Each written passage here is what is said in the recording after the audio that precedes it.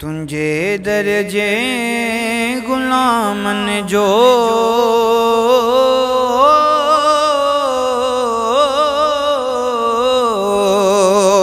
तुंजे दर्जे गुलामन जो ऐ गुलाम आया सजन साईं विसारज की न तू मुखे अल्लाह विसारज की न तू मुखे तुंजो आया सजन साईं ला तुंजे दर्जे गुलामन जो गुलाम आया सजन साईं दर्जे गुलामन जो गुलाम आया सजन साईं नमा आलिम नमा आबिद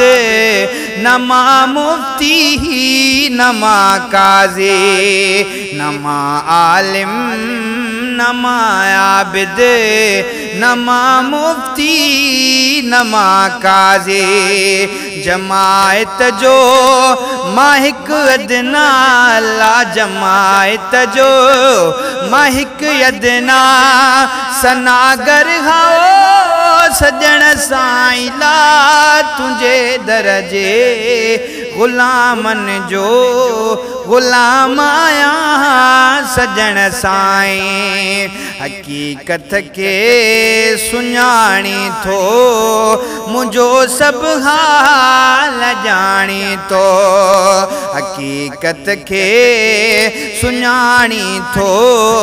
मुझो सब हाल जानी थो सबई मालूम आ तोखे अल्लाह सबई मालूम आ तोखे लिकाया चाओ सजन साईं ला तुंजे दर्जे गुलामन जो गुलाम आया सजन साईं न मोटायो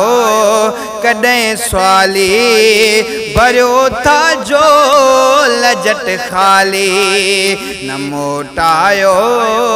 कदें स्वाली भरियो था जो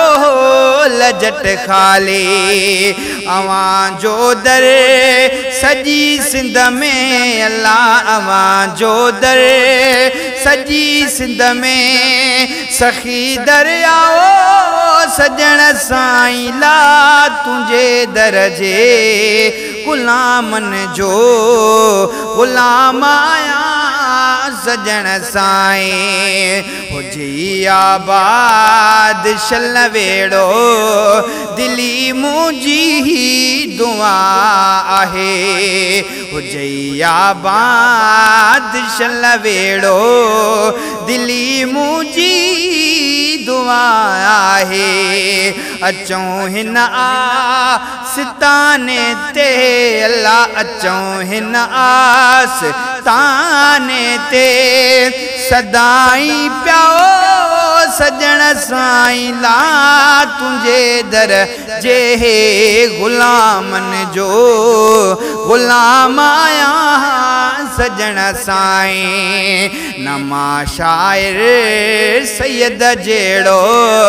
न कोसर मस्त सचल जेड़ो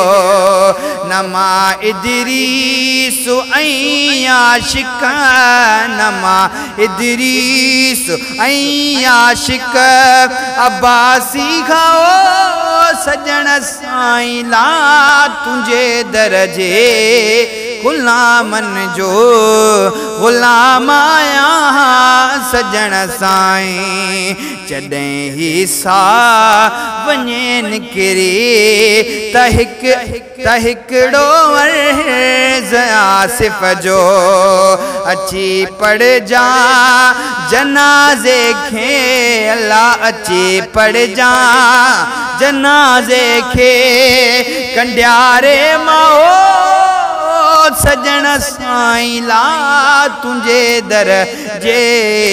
गुलामन जो गुलाम आया